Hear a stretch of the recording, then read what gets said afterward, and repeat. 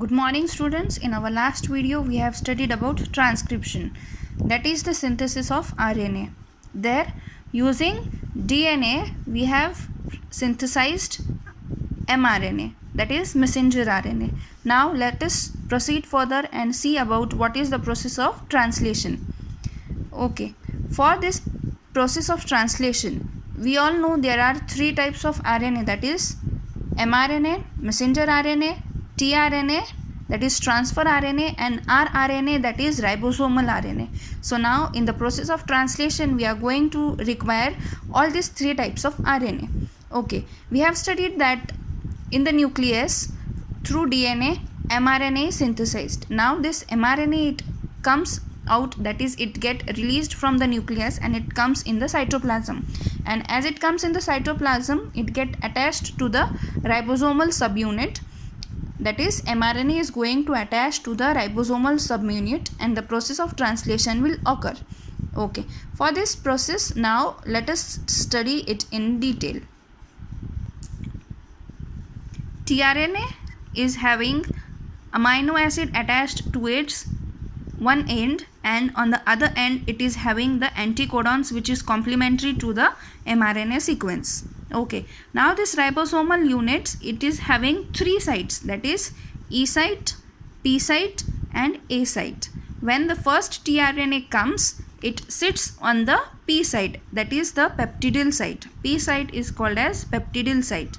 It comes and sits to the peptidyl site. Then the next tRNA comes and it sits on the acceptor site.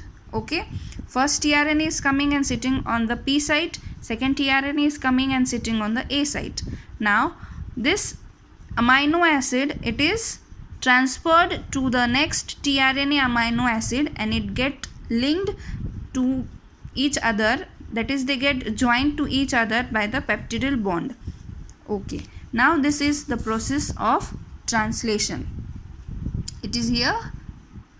For this purpose tRNA has anticodon which is complementary sequence to the codon on mRNA. This is called as translation. We have studied it is having anticodon, it comes, that is triplet codon, it comes complementary to it, it comes and joins and sits over that point, and further the chain occurs. The amino acid brought in by the tRNA are bonded together by the peptide bond with the help of RNA. During this process, the ribosome keeps on moving from one end of mRNA to the other end by the distance of one triplet codon. Okay, now they are having three sites. This mRNA, this ribosome, it comes on moving to the mRNA through the three triplet codon. So now when the amino acid is transferred from P site to A site, the mRNA, the ribosome shift and that tRNA, it comes to the E site. E site is the exit site and that tRNA gets exit.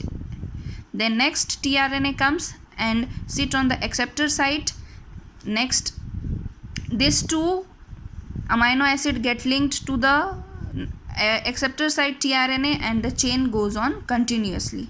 So we have studied the process of translation, that is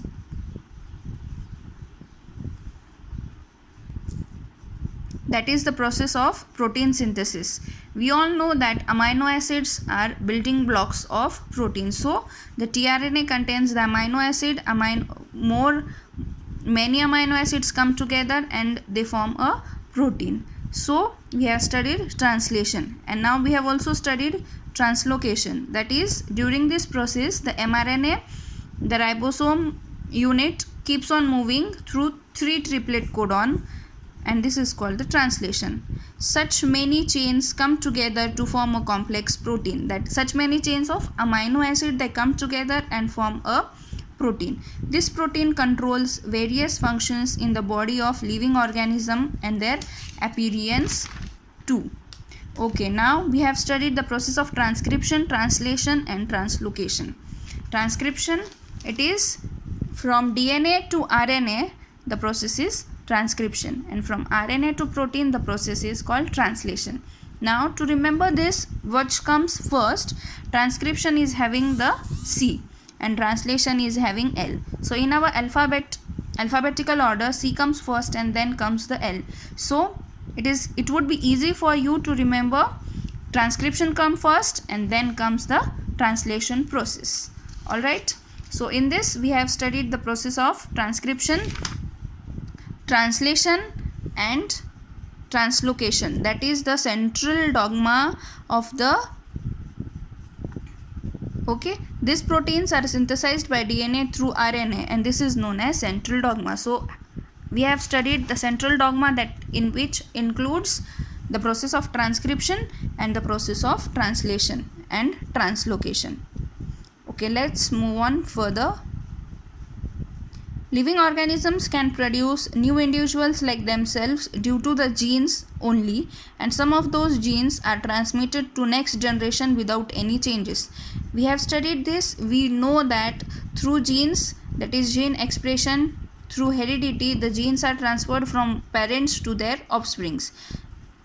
Due to this, some of the characters of parents are transmitted to their offspring.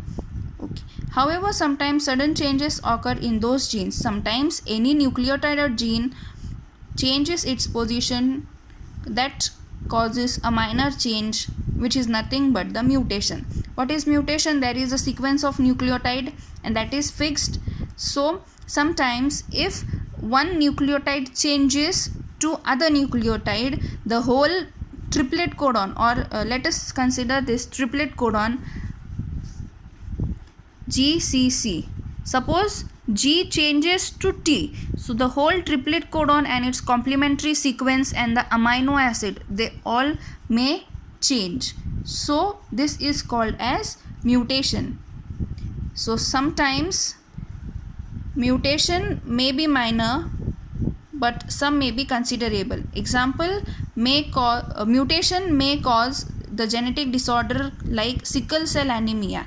Yes, sickle cell anemia, we have studied this in 9th standard. So our RBCs are oval or somewhat rounded shape. So if the nucleotide sequence changes, that RBC, it may change its shape and it may have appearance of sickle. So in that cases, it is not able to take up the total amount of hemoglobin oxygen. So it is called, that disorder may be called as sickle cell anemia. This is an everlasting process and it is one of the proof of Darwin's theory of natural selection. This thing we are going to study further in the lesson. So here I would like to conclude the first topic of the lesson, that is translation, translocation, transcription and mutation. Thank you.